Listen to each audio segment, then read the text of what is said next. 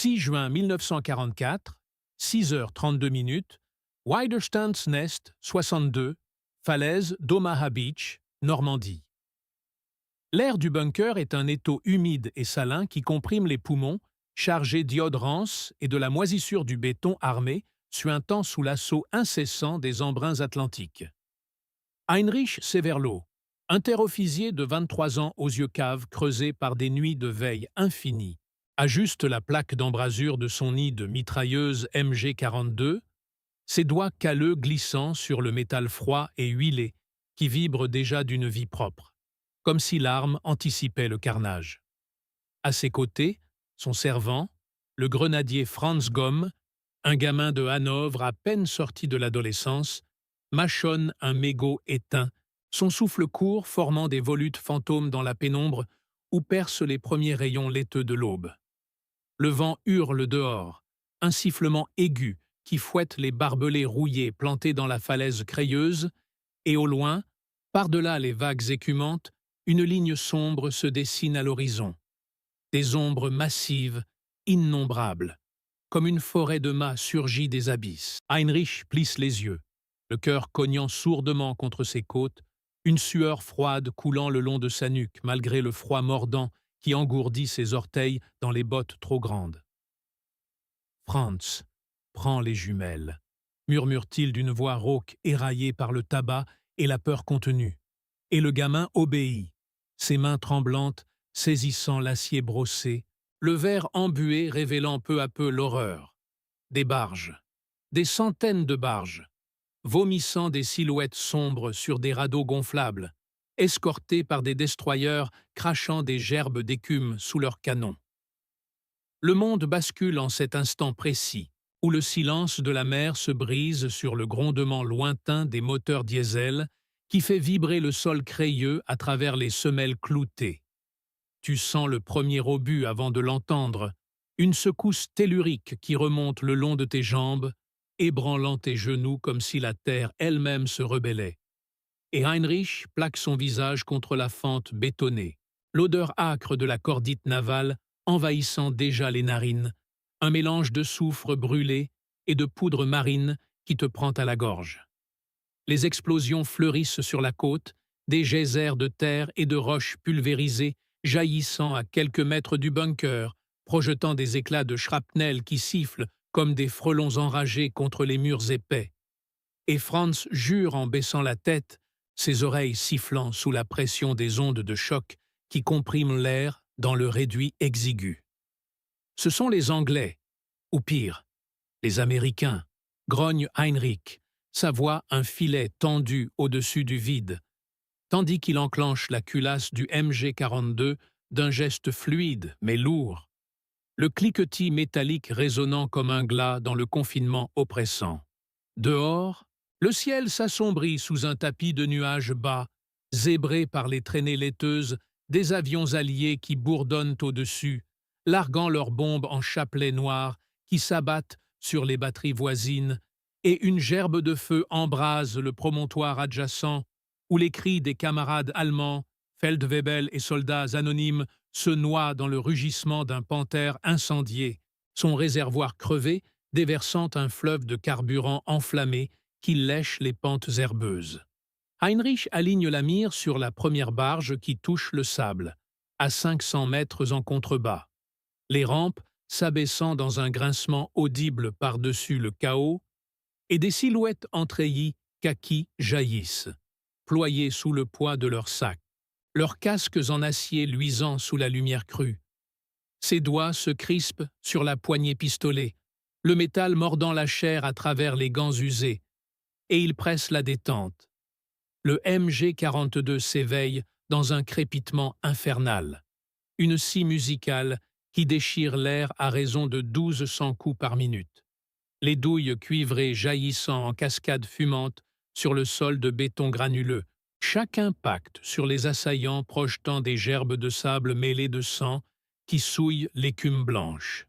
Le recul du monstre d'acier te secoue les os, une vibration qui remonte par les bras jusqu'aux épaules, engourdissant les muscles déjà rompus par des heures de faction, Et Franz alimente la bande de munitions d'un geste frénétique, ses ongles noircis raclant les maillons graisseux, tandis que l'air se remplit d'une fumée piquante, âcre, où se mêle l'odeur métallique du sang invisible mais palpable dans l'atmosphère saturée.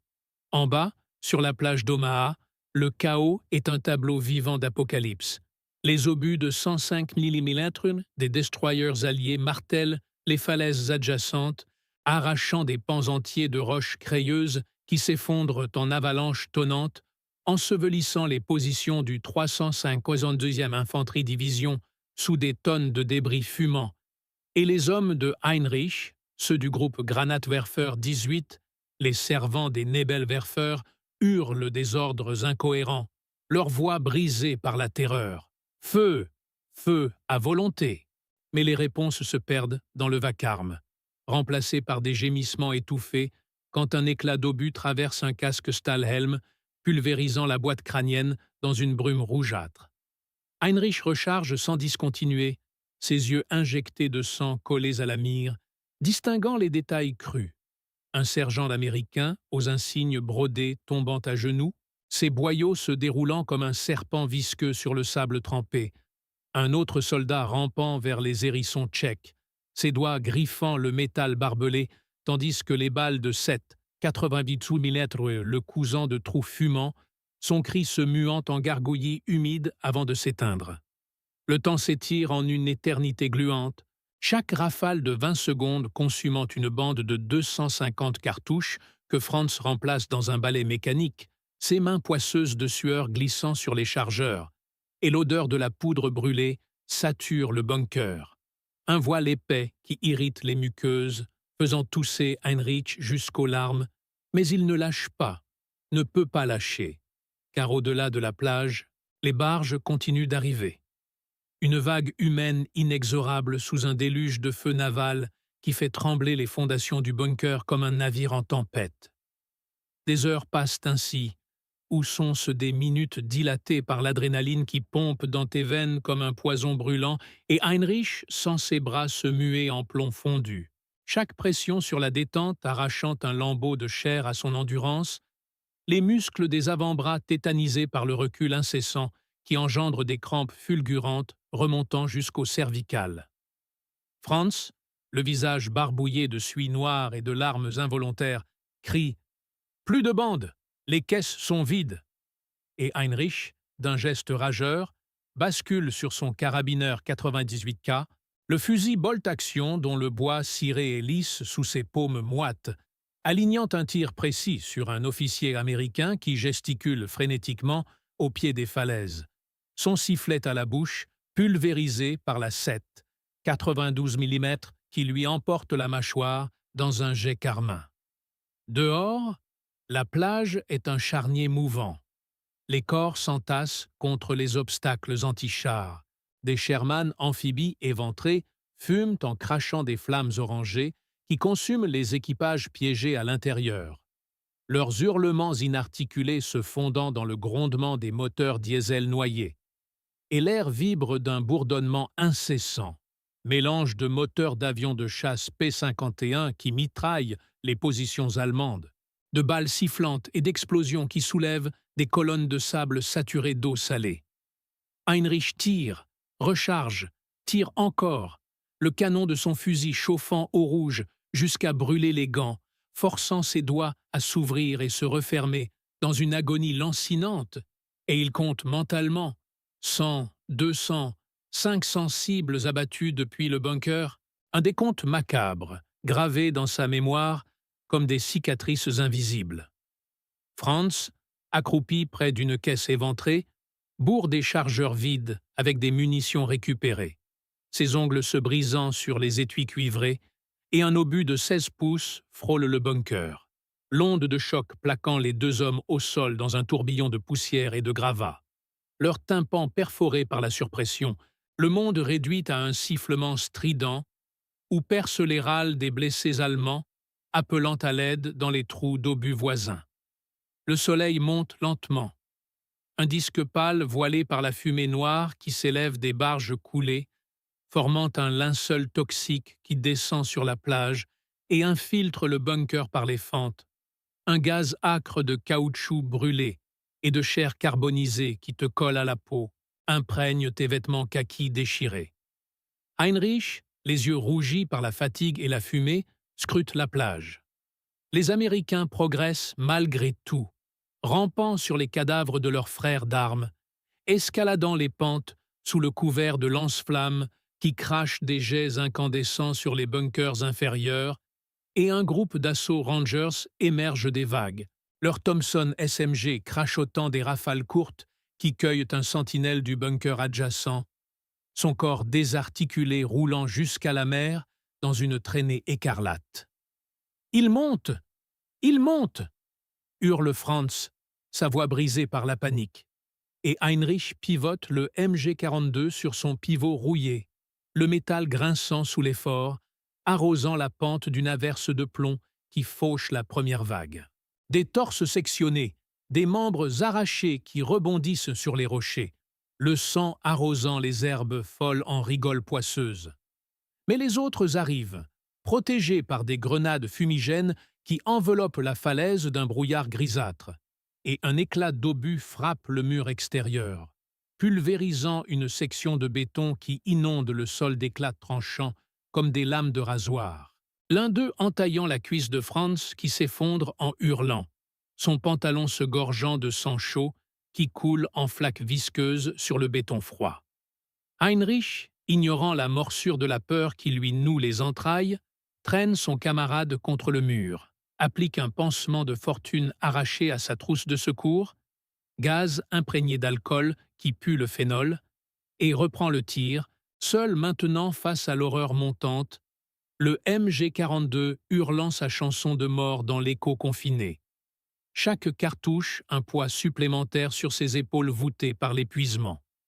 Les minutes s'étirent en heures de supplice physique, où chaque respiration est un râle sifflant filtré par la poussière inhalée. Tes poumons comme des soufflets usés, pompant un air vicié de poudre et de sel, et Heinrich sent son estomac se révulser sous l'odeur omniprésente de la mort. Excréments relâchés par les agonisants, viscères exposés au soleil naissant, carburant incendié qui noie tout. Franz gémit faiblement, sa jambe bandée palpitant d'une chaleur fiévreuse, et Heinrich lui glisse sa flasque d'eau tiède, un filet précieux rationné depuis des jours, tandis qu'en bas, les premiers Américains atteignent les barbelés, leurs Bangalore torpedos explosant en jets de terre et de métal tordu, ouvrant des brèches par lesquelles s'engouffrent des pelotons entiers, M1 Garand claquant en cadence régulière, fauchant les tireurs isolés des nids voisins. Un officier SS, rescapé d'une position effondrée, surgit dans le bunker radio, son visage noirci hurlant. « Haltez-les! Pour le Führer! Mort aux envahisseurs !»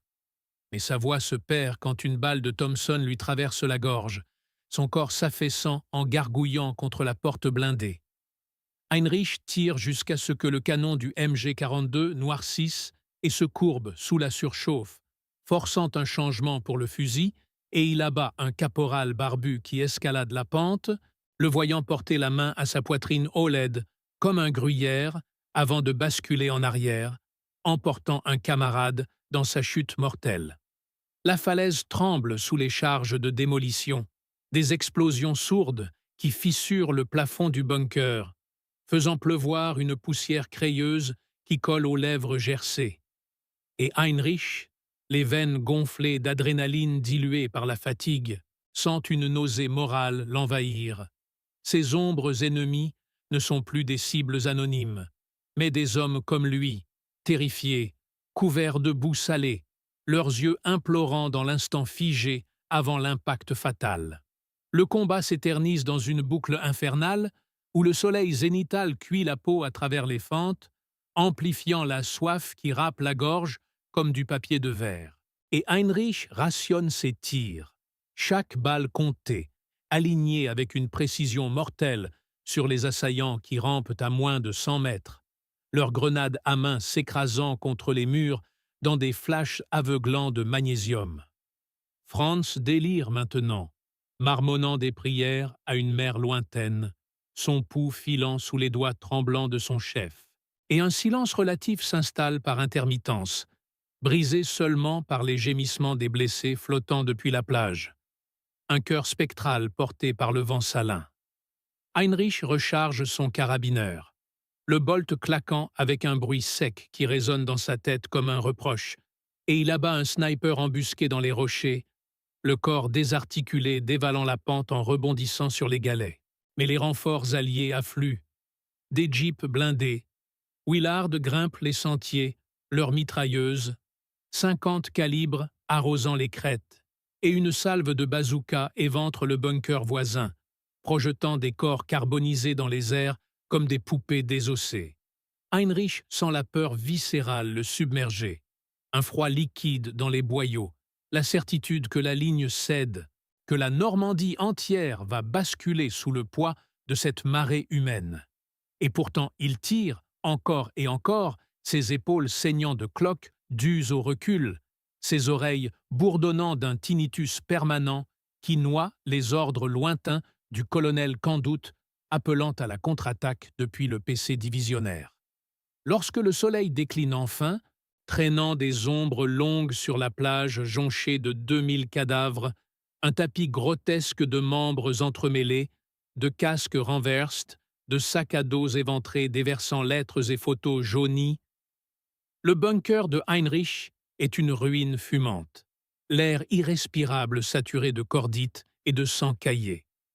Les tirs alliés se font plus sporadiques, remplacés par des cris d'officiers Yankees organisant l'avance, et Heinrich s'effondre contre le mur, ses jambes refusant de le porter plus longtemps, un poids mort de 100 kilos sur ses épaules brisées.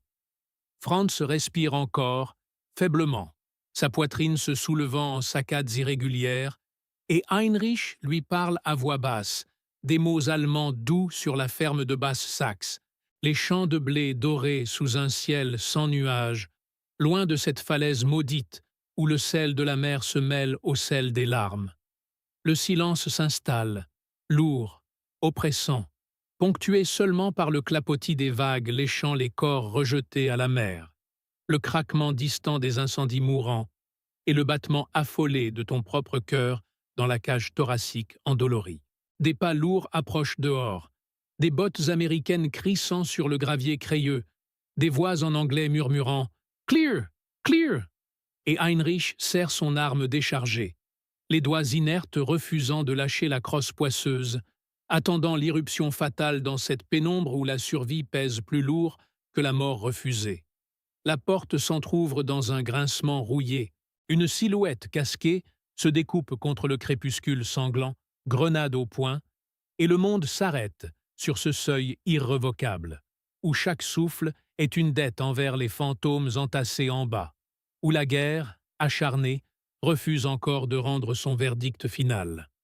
Les minutes s'étirent en un vide infini, le poids de l'attente écrasant la poitrine comme un éboulis, les odeurs de poudre froide et de mort stagnante s'infiltrant dans chaque pore, et Heinrich ferme les yeux, sentant le sel de la mer sur ses lèvres gercées, le goût amer de ce qui fut et de ce qui demeure. Une falaise gravée de sang, un bunker hanté par les échos et l'immobilité lourde d'un survivant brisé.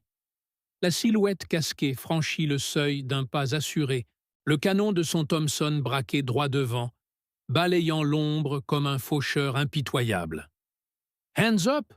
Drop it! » aboie-t-il, la voix rauque et raflée par la fumée et la peur, son regard d'acier glissant sur le chaos. Franz affalé, gargouillant un dernier râle humide, Heinrich prostré, larmes molles dans sa paume exsangue.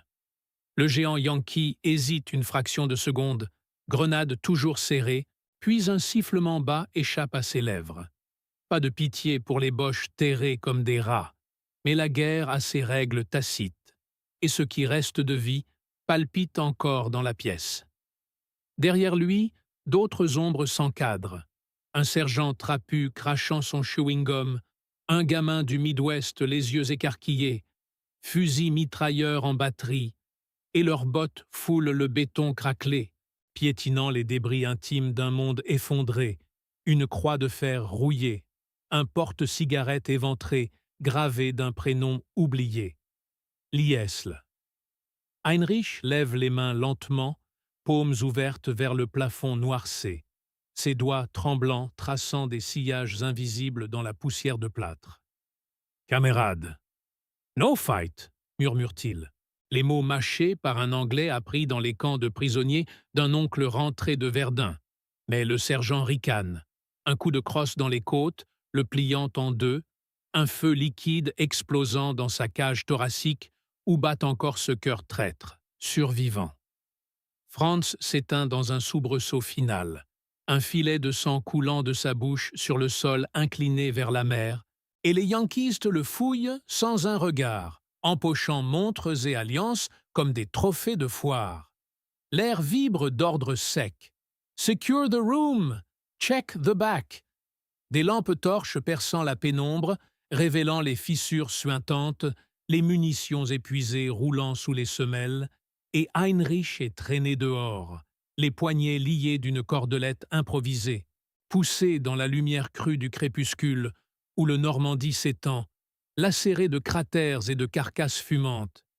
La falaise domine toujours, sentinelle muette gravée de mitraille, les vagues en contrebas charriant des épaves humaines vers l'oubli atlantique, et Heinrich titube entre ses gardiens, le sel marin piquant ses plaies à vif, le goût de la défaite âcre sur la langue. Les premiers jeeps grondent au loin, phares trouant la brume salée, portant vers l'intérieur des renforts et des camions bâchés pour embarquer les ombres vaincues.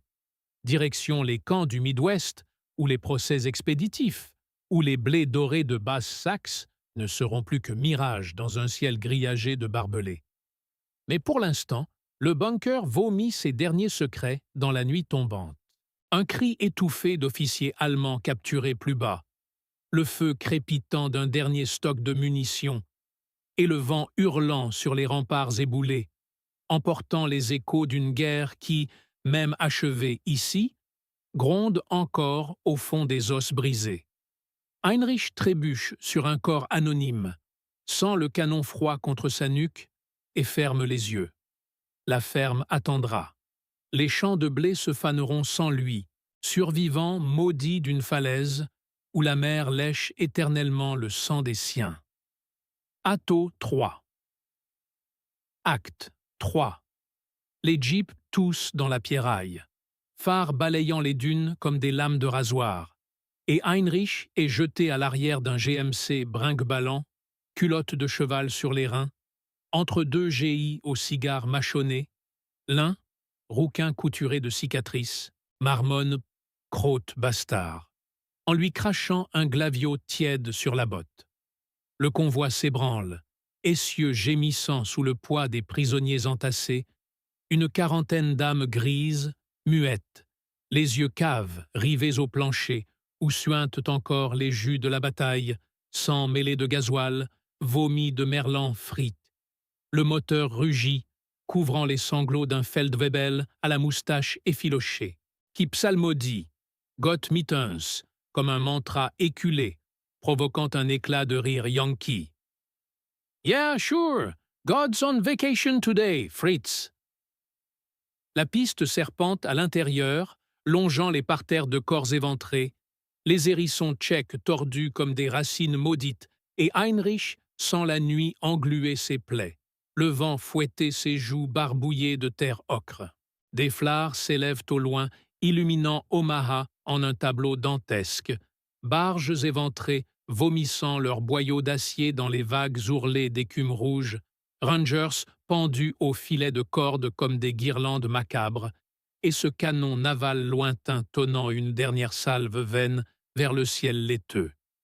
Il pense à Liesl, sa promise aux tresses blondes, qui tricotait des chaussettes près de la cheminée à Hanovre, ignorant que son Heinrich n'est plus qu'un sac d'os captif, roulant vers l'inconnu sous un firmament zébré de traînées de P-51. À mi-chemin, halte brutale.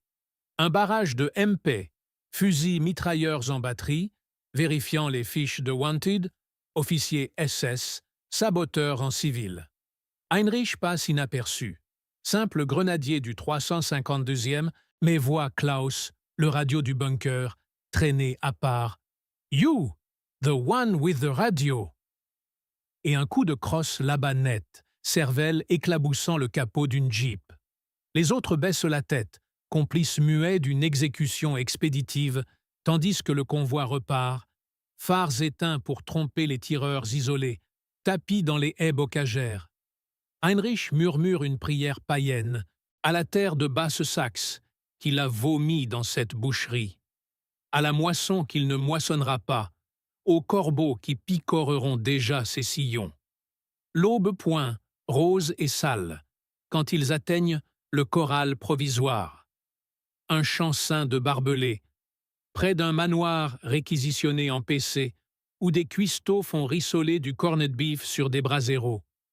Les prisonniers sont parqués comme du bétail, fouillés une dernière fois. Hands up, wallets, rings out. Et Heinrich, nu jusqu'à la ceinture sous la bruine, sent le froid ronger ses côtes saillantes. Un caporal noir, baïonnette au canon, le toise. « What's your name, Heini ?» Et il bredouille « Heinrich Müller », d'une voix d'enfant perdu, son anglais de chambré de Cologne se brisant sur les mots. L'homme hoche la tête, jette un paquet de Lucky Strike. « Smoke if you got 'em. War's over for you. » Mais dans les yeux de Heinrich, la guerre gronde encore. Mirage de Stalingrad, où il a enterré son frère sous la neige rouge. Écho de Berlin, où le Führer hurle sa faim dans un bunker jumeau. Et ce sel de Normandie, tatoué dans sa peau, rappelle éternel que les falaises ne rendent sur rien, ni os ni regret. Les premiers hélicoptères bourdonnent au-dessus, apportant du ravitaillement et des journalistes, flash crépitant comme des mitrailleuses, et Heinrich s'assoit dans la boue, cigarette aux lèvres tremblantes, survivant parmi les ombres, attendant le train pour l'Amérique, où les champs de blé seront verts, mais pas les siens.